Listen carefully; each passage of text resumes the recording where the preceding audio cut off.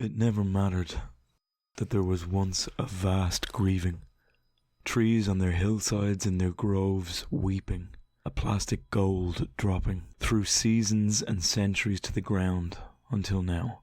On this fine September afternoon from which you are absent, I am holding, as if my hand could store it, an ornament of amber you once gave me. Reason says this: the dead cannot see the living will never see the dead again. The clear air we need to find each other in is gone forever.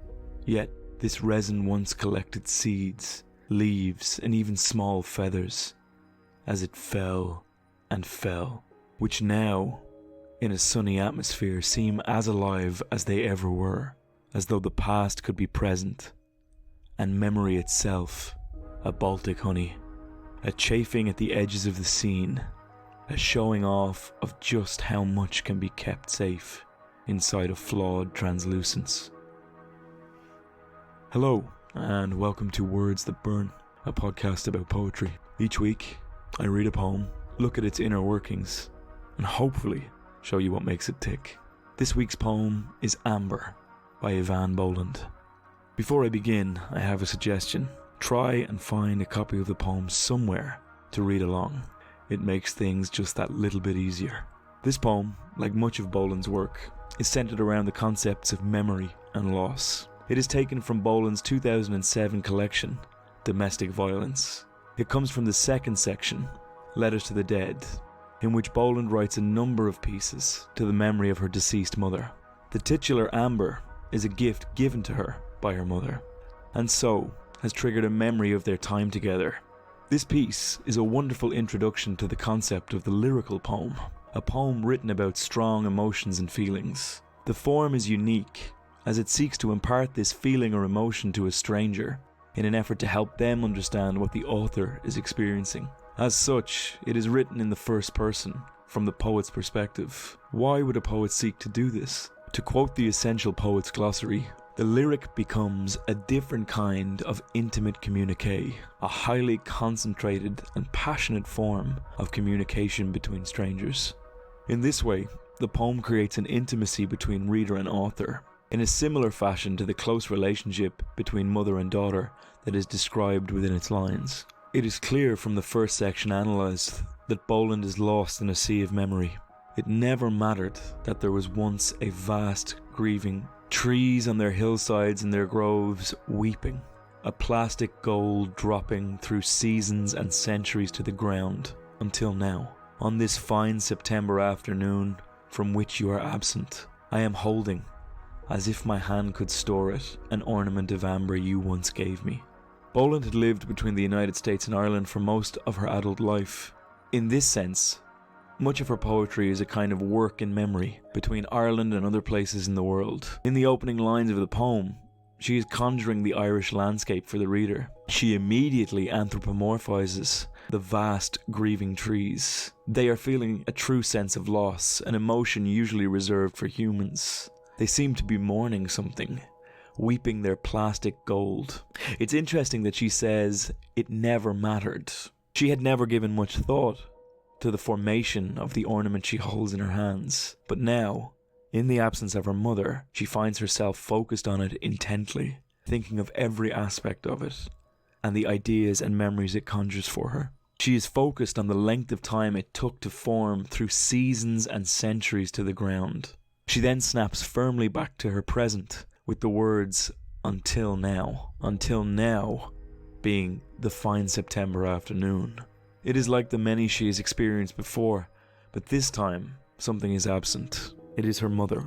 I'm holding it as if my hand could store it, letting the reader know just how tightly she's clinging to her amber keepsake. I've always understood it to mean that she is also clinging to the memory of her mother, their time spent together. Ornament is an important choice of word here. It signifies something delicate and precious, an object which Boland cherishes. It's not some trinket on a shelf or bauble taken out and admired from time to time. It is a remnant of her mother. The spacing between ornament of amber and you once gave me immediately makes it clear that what is important about this amber is who gifted it to her. Its placing within the poem gives it a weight all its own. This opening section is a testament to the mastery of imagery that Boland possessed. It was often remarked that no one moved through time in a single poem with quite the same ease as her. The reader is brought fluidly from an ancient forest full of morning to a sunny afternoon beside Boland. The transition is never jarring and goes almost unnoticed. The next lines seem to toll with logic, a kind of sobering remedy to the poetic thinking that has just taken place.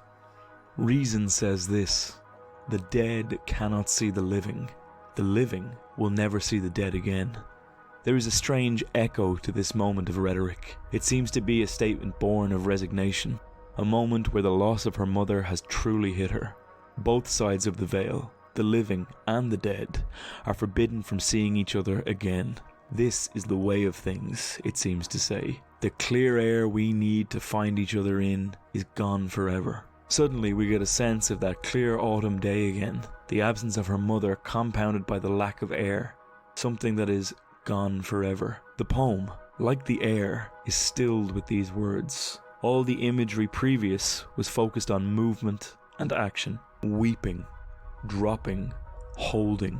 The focus on the flow of movement was something of a hallmark in Boland's poetry. However, there is a silence and stillness that comes with the cold statement. Even so, there is a glimmer of hope at the end of these lines in the word yet. A rallying, hopeful response comes in the next lines. This resin once collected seeds, leaves, and even small feathers as it fell and fell, which now in a sunny atmosphere seem as alive as they ever were, as though the past could be present, and memory itself a Baltic honey, a chafing at the edges of the scene, a showing off of just how much can be kept safe inside a flawed translucence. The reader is thrown back in time once more to the early days of this ornament. The past has become present. The object collected all manner of things that fell. In other words, all manner of things that were thought lost. But now, in the sunny atmosphere of this September day, the amber has been revived, the frozen fragments brought back to life. They are, in Boland's words, as alive as they ever were. Then, a transfiguration takes place, and the poet's talent for imagery really begins to shine, as though the past could be present and memory itself a Baltic honey. Again, the word choice is important. Boland could have chosen any golden substance, but opted for honey. The sweetness which it is famed for is being paralleled to the memory of her mother. Then the piece reaches its most abstract point.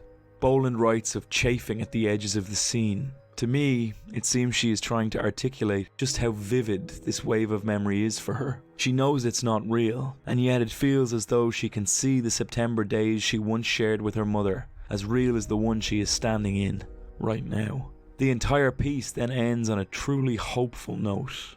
Or perhaps content note. Boland begins to realise that memory, in some form, will always be there. It is a showing off of just how much can be kept safe. The amber acts as more than just a reminder of her mother. It reminds Boland that there will always be a part of her mother with her. The memory of her mother will be kept safe in her and in the amber. And even if it fades or bears more resemblance to a flawed translucence, those fragments of a relationship with someone she loved will always persist. This optimistic endnote is interesting, as if we look at the structure of the poem, we can see that it follows a kind of poetic structure. The opening lines are visual and abstract in equal measure, with an ancient forest crafted in the mind of the reader. Then comes the cold, almost harsh retort of death being forever. But then again, as it ends, the poetic seeps in once more, and a simple ornament takes on a much deeper significance. This choice of structure makes it seem as though the poet may be arguing with herself, reassuring and comforting herself in a time of loss and doubt. Boland often used this technique to glean meaning from her work. In her own words, "It was only gradually that it went, got any kind of movement towards, the middle of it, where I say, reason says this. And, when you take an object and put it next to a reasonable argument, and then make the object deny the argument, then you get some kind of structure for the poem. Oh. But I think in the object that you take, like amber, and you will eventually make a proposition in the middle of that poem, the dead cannot see the living. But you will have the amber on both sides of that to contradict that rhetoric. And in some ways, that is how you set the poem up, as that inner dialogue between the rhetoric and the image. Not always, but sometimes. Eavan Boland was arguably one of Ireland's greatest poets. More than that, she was a poet that wrote for those that no longer lived in Ireland. As a woman who divided her time between Ireland and the United States, she often felt a sense of exile from her home country. This theme would eventually expand to examine loss in all its forms, as we see here. She also wrote tirelessly on the themes of motherhood and domestic life. This poem, Amber, is an almost perfect fusion of all these themes. There is the ancient forest and September morning, which to me seemed distinctly Irish. There is the close bond of motherhood felt in every line, and a true sense of loss that imparts itself on the reader. Above all, it exemplifies the talent Boland had for imagery and the transformative in her work. So, do you agree with my reading? I'm sure you have your own reading, and if you'd like to talk to me about it, you can get in touch with me in lots of different ways. Send me an email at wordsthatburnpodcast@gmail.com. Find me on Instagram at wordsthatburnpodcast, where I upload helpful study guides and bonus material. You can find the show notes for this episode, complete with references throughout, at wordsthatburnpodcast.com. If you have a poem you'd like me to take a look at on the podcast, or if you'd like to send me in a reading of you reciting a poem, please do so in the previously mentioned places. This episode was written and produced by me, Benjamin Colopy. The music for this week's podcast was provided by Kai Engel and is used under Creative Commons license. I'd like to take a quick moment and ask you that if you've been enjoying the podcast, you would really be helping me out if you could leave me a review wherever you listen. As always, I really appreciate you spending your time with me, and I hope you'll hear from me again soon.